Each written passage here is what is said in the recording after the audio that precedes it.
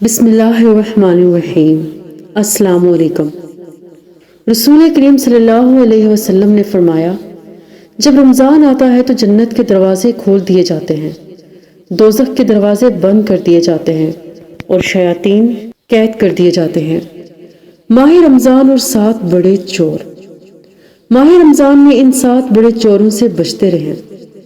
Number 1، ٹیلی vision. یہ ایک انتہائی خطرناک چور ہے۔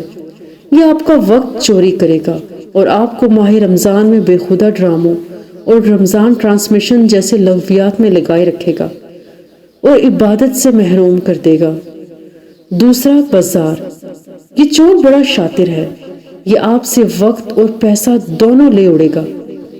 آپ کا ہاتھ پکڑ کر بے مقصد بازاروں میں گھمائے گا۔ اور نمبر 3، کچن۔ یہ چور خواتین کو ٹارگٹ کرتا ہے اور رمضان میں انہیں طرح طرح کے پکوانوں اور ریسیپیز کے پیچھے لگا کر تلاوت قرآن پاک اور ذکر و اذکار سے محروم کر دیتا ہے۔ نمبر 4، سحری۔ نمبر 4، سحری کی تیاری۔ یہ بظاہر بزرگ چور ہے، مگر یہ آپ کو آدھی رات سے ہی سحری کی تیاری پر لگا کر آپ سے تہجد، نوافل اور دعا کے مواقع سب چھین لے گا۔ نمبر 5، فیس بک۔ یہ چور بڑا پروفیشنل ہے۔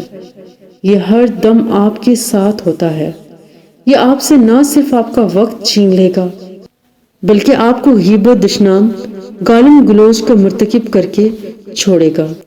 Number 6، ludo game. یہ چور رمضان کے مہینے میں زیادہ تر دیہی علاقوں میں پایا جاتا ہے، جہاں عموماً نوجوان فارغ ہوتے ہیں۔ یہ انہیں رمضان میں لوڈو گیم میں الجھاتا ہے۔ وقت کے ضیاع کے ساتھ یہ باہم جھگڑے بھی کروا دیتا ہے۔ نمبر 7، نیند۔ یہ چور ظاہری طور پر دیکھنے میں ذرا رسان نہیں ہے، مگر یہ بہت چلاک ہے۔ یہ آپ کو ماہ رمضان میں تھپکی دے کر دن کا اکثر حصہ سلائے رکھے گا اور آپ عبادتوں اور سعادتوں سے محروم ہوں گے۔ رمضان کے اس مہینے میں تمام مسلمان بہن بھائی ان چوروں سے ہوشیار رہیں۔ اللہ پاک کی طرف سے یہ رمضان کا مہینہ ایک اچھا تحفہ ہے جس میں آپ ایک نیکی کرتے ہیں اور اس کا ثواب 70 نیکیوں کا ہوتا ہے۔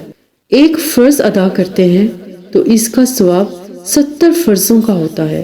ایک نماز کا ثواب 70 نمازوں کی طرح ہوتا ہے۔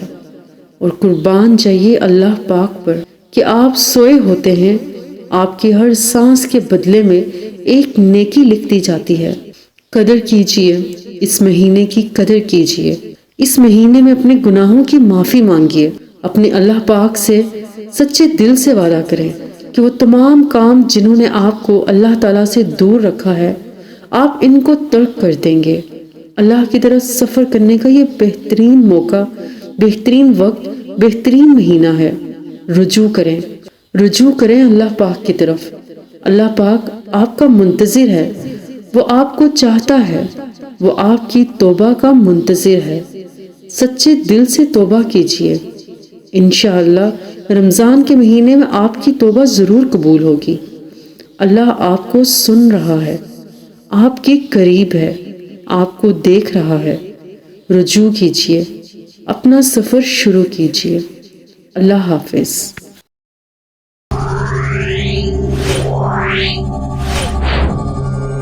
Yeah.